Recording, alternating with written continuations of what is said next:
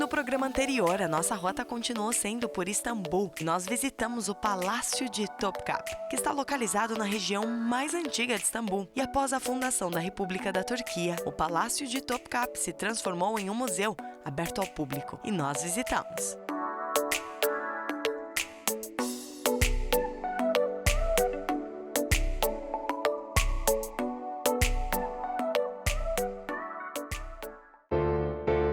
No programa de hoje, vamos continuar pelo Palácio de Topkapı, localizado em Istambul. O Memo vai nos explicar mais a respeito da sua história e das várias salas importantes que encontramos pelo palácio. Não poderíamos deixar de mencionar um dos tesouros mais importantes também. Então continue conosco e não saia daí.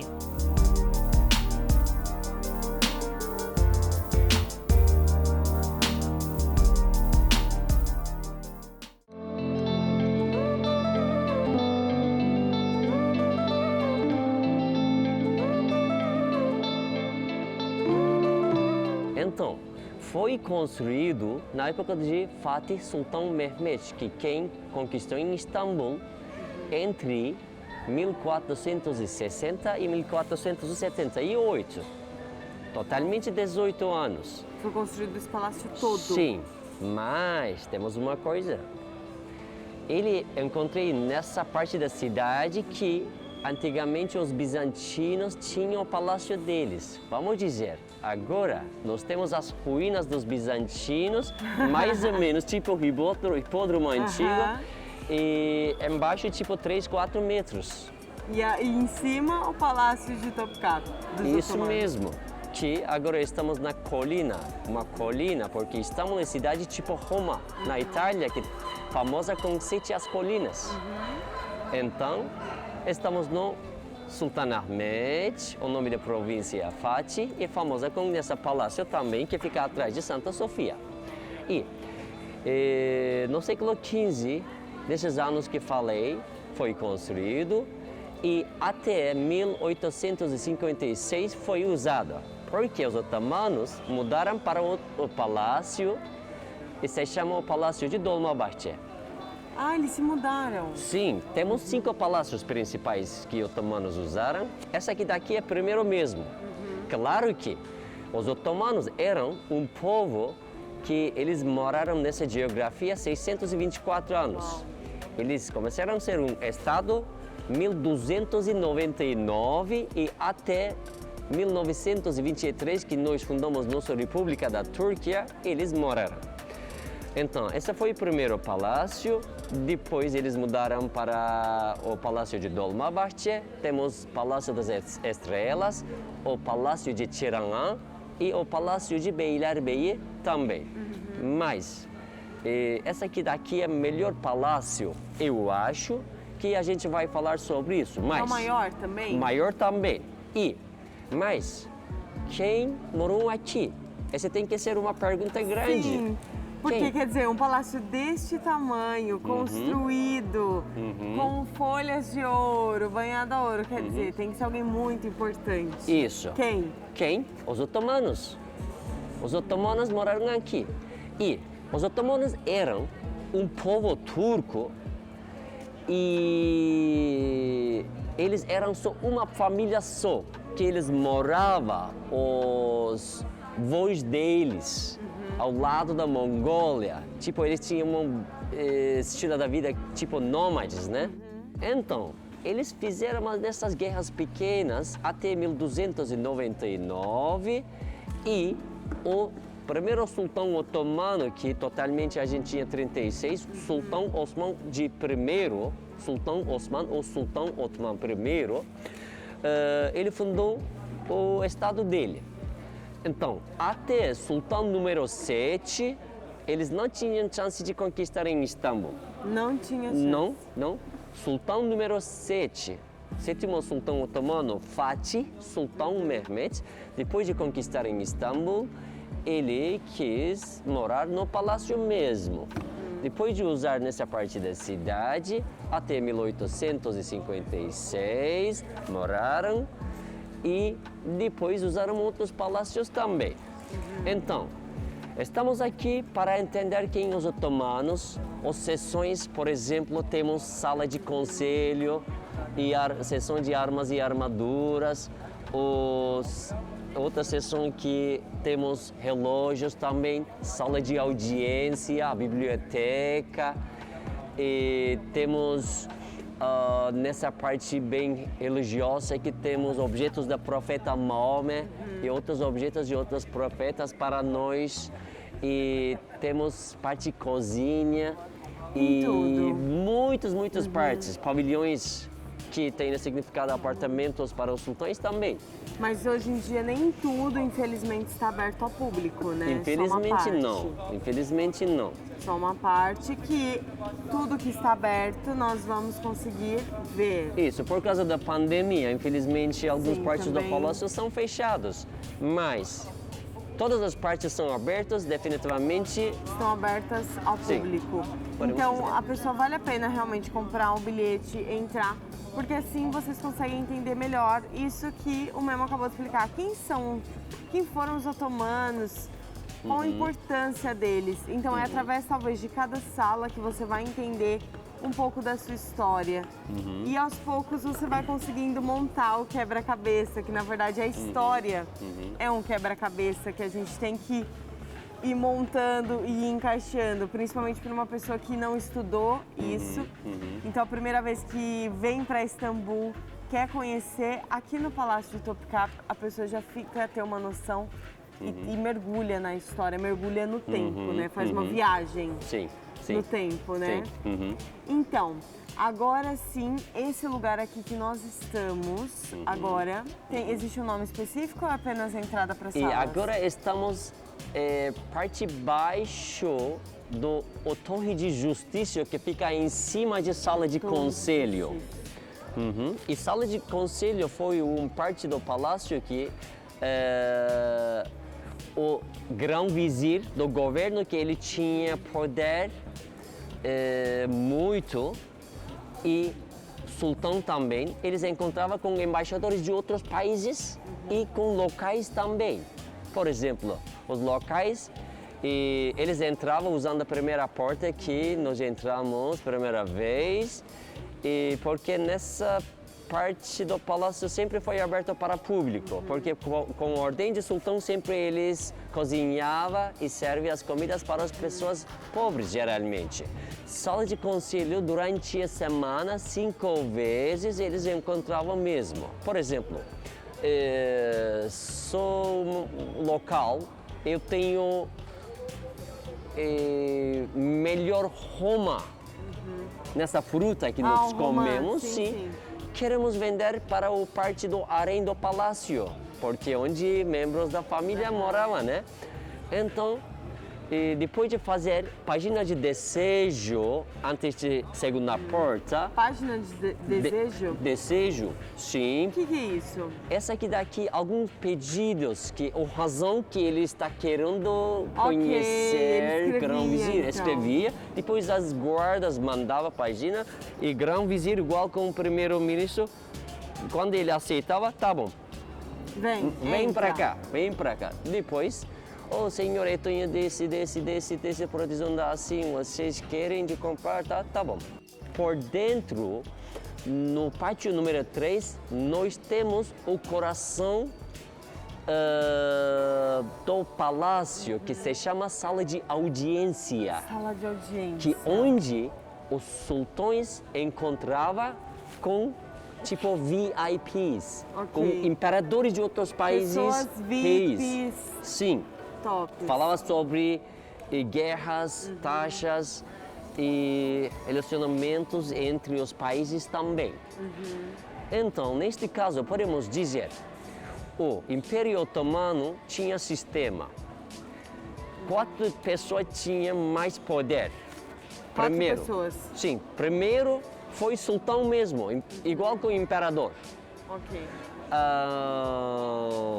E eles eram califas também, depois de 1517, o poder religioso. Segunda pessoa que tinha mais poder era o filho mais velho ou filho mais inteligente. Que essa é outra coisa que eu vou te falar. Terceira pessoa que tinha mais poder era mãe da sultão mesmo. A mãe do sultão. Ela controlava e decidia sobre todas as coisas dentro de harém. Uau. E quarta pessoa que tinha mais poder era o grão-vizir, que primeiro-ministro, que geralmente eles casavam com as filhas de sultões. E agora uma dúvida, o sultão, ele também é como os reis, que é o filho ou não? Por exemplo, eu tenho um rei, o filho dele sabe, o filho mais velho, né, sabe que se o pai morrer, ele tem que assumir o trono. O sultão também é assim ou não? Mas eles tinham muitos filhos. Eles precisavam escolher. Então o sultão já escolhia quem é que ia assumir. Ele escolhia, às vezes, tipo Game of Thrones, eles matavam eles mesmos. Uau. Às vezes, o mãe deles brigava para escolher, não, meu filho, porque os sultões casavam várias vezes. Pois é, então tinha aquela guerra entre os tronos. Isso mesmo. Para ver quem é que ficava. Sim. Entendi. Infelizmente, eles experimentaram esses problemas também. Nós temos parte residencial, tipo harém, e parte principal, que eles fizeram qualquer coisa sobre o governo também. Agora então vamos conhecer. Vamos conhecer. Vamos ver. E no final nós vamos ter uma surpresinha, né? Então, bora lá, gente. Estou animada para conhecer, tô ansiosa. Bora lá. Vamos. E chegou a hora de conhecermos algumas das salas mais importantes do palácio.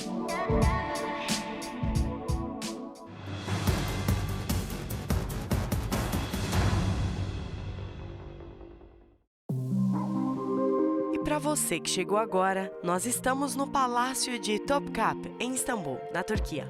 O Memo, o nosso guia turco que fala português, já esteve a nos explicar um pouco mais não só da história do palácio, como também sobre as várias salas. Vamos ver o que mais descobrimos. Não saia daí!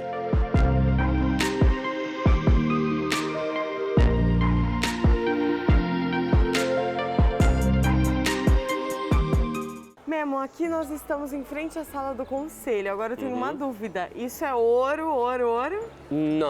Não, banhado de ouro. Banhado para de mostrar ouro. riqueza, especialmente para os embaixadores que eles reuniam com o sultão, o vizir, e eles adicionaram. Gente, mas é incrível. Mas temos nessas azulejos que mais antigos do que os azulejos da Mesquita Azul, Mais podemos ver. antigo. E tá super conservado, pelo que eu vejo daqui. Sim. Uau. E temos nessa janela daqui por dentro, onde eles esquentavam aqui mesmo, usando carvalho de carvalho. Por causa disso, muitas partes do palácio durante a história pegou fogo várias vezes, que eles reformaram de novo e de novo. O sistema daqui foi bem interessante. Os embaixadores de outros países esperavam daqui na esquerda e os locais daqui, o grão-vizir sentava aqui no centro mesmo com suas colegas. Colegas. Isso mesmo. Mas, nessa secreta que eu ia te falar, o sultão, quando ele tinha tempo, quando eles ganhavam, por exemplo, embaixadores da França, Inglaterra são importantes por causa dos relacionamentos, ele esperava atrás da janela para eu escutar. E vamos entender assim, eles eram as pessoas bem educadas. Até quando eles tinham 7, 8 anos, eles entendiam, falavam e escreviam 3, 4 idiomas ou 5. Uau. Geralmente era idioma otomano, farsi, árabe, inglês, francês. E se nessa tópico que eles falavam foi bem importante por eles, ele andava a parte atrás nessa parte. Por trás dessa janela. Atrás de janela, atrás de parede, que temos conexão com outra porta daqui. E outro lado era a parte do sultão que ele esperava de falar com nessa local o embaixador de outro país. Pode ser qualquer coisa. Mas hoje em dia, se alguém vai parar daqui, podemos ver, né? Podemos ver. Por causa disso, olha para cá, por favor. Nós temos nesse tipo de objeto, tipo decorativo, que eles colocavam daqui, que não é mostrar sultão mesmo. Porque grão-vizir sabia. Uau, então Tipo fechar de janela. Colocava ali. Tipo fechar janela. Gente, que incrível!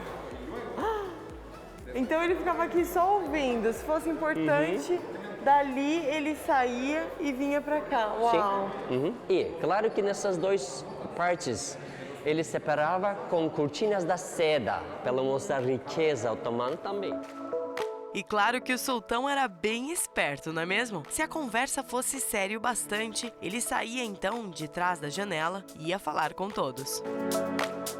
Tudo aqui é banhado a ouro. Em cada canto da sala, estamos vendo a importância de mostrar riqueza. E essa era uma das preocupações do sultão. O Palácio de Topkapı é o melhor reflexo da época imperial em Istambul.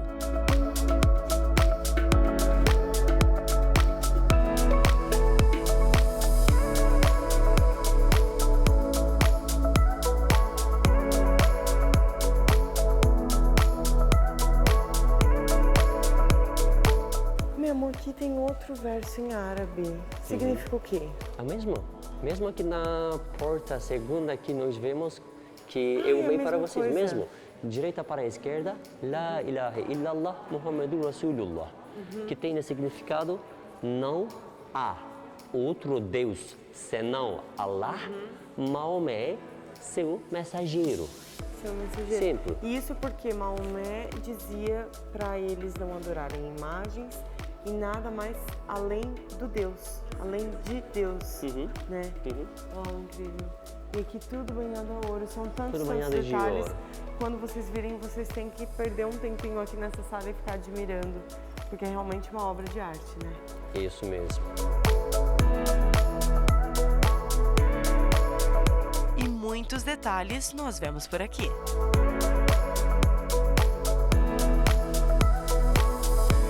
E agora sim, então, aqui tem a sala dos relógios. Isso mesmo. E, assim, eu tô vendo alguns guias aqui do lado de fora, sentados, Ele né? está sentando. Então aqui não podem entrar. Infelizmente não, porque temos regras. Ok. Antes de pandemia e com pandemia são bem fortes de entrar para nós, para as guias. Mas por quê? Porque quando visitamos parte dentro com nossos visitantes, eles estão perguntando naturalmente as perguntas sobre cada objeto. O que é esse? O que é esse? O que é isso? Onde eles trazeram? O que é esse sistema? Como isso vai funcionar? Mas, e então, neste caso, para explicar, só paramos bem em frente do objeto, mas outras pessoas que vão visitar, eles não têm chance de ver melhor. Ah, pois. Por causa disso, mas por causa da pandemia também, não podemos entrar. Mas vou te dar ideia sobre nessa sessão assim. Parte nessa sessão se chama a coleção dos relógios preciosos. Por quê? Os otomanos até século XVIII, eles não produziam nada dos relógios, sempre compravam da Inglaterra, França e outros países também, da Rússia também. E eles compravam bastante, gastavam muito dinheiro, porque quando pensavam sobre a riqueza dos otomanos, eles gastavam. E às vezes eles ganhavam como presentes também. E eles mandavam tapetes, por exemplo, as cerâmicas, azulejos também. Trocavam, né? Sim, eles trocavam os presentes, então. E por causa disso, nós temos uma coleção maravilhosa e, especialmente, um relógio mais alto do que outros, que depois de entrar na direita esquina vocês vão ver, esse de Madreperola, que era presente da rainha da Inglaterra, Vitória, para um sultão, que quando era o aniversário dele mesmo, que esse não tem preço. Esse não tem preço mesmo. Não. E outra que eu adoro, nessa aqui daqui, depois de entrar na direita, que tem a assinatura de Fabergé. Fabergé, quem foi? Fabergé, essa é uma companhia muito famosa do mundo. Que alguém sabe muito sobre relógios. Por exemplo, vai conhecer. Por exemplo, essa aqui daqui é bem interessante também. E fica à vontade, essa é a entrada e saída. Vou sentar e esperar para vocês. Espero que vocês vão gostar, tá bom? E vocês que estão em casa vão ter que vir para Istambul e visitar, porque não vamos poder filmar na dica de nada, mas vamos lá dar uma conferida rápida e ver quais são essas preciosidades que tem guardada aí dentro da sala da coleção dos relógios. Aqui encontra-se uma exposição de relógios turcos, ingleses e franceses dos séculos 16 e 20.